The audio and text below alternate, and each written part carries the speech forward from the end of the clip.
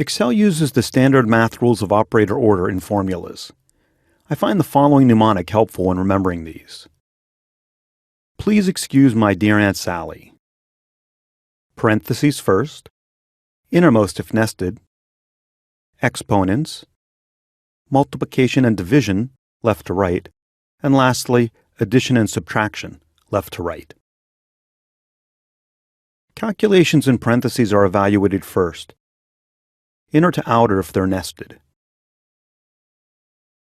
In this example, 3 plus 3 is in parentheses, so those numbers are added first. This leaves us with 6 times 5, which is 30. This is an example of nested parentheses. What's in the innermost pair is evaluated first. 4 divided by 2 is 2, and that's added to 3 for a result of 5. Exponents are evaluated next, but they're outside the scope of this course. Multiplication and division are evaluated next, working from left to right.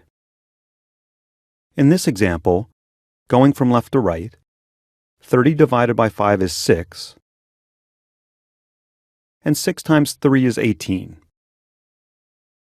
With parentheses around 5 times 3, this returns a different result. 5 times 3 is evaluated first, since it's in parentheses, returning 15. Then 30 is divided by 15, resulting in 2. Last in operator order are addition and subtraction, working from left to right.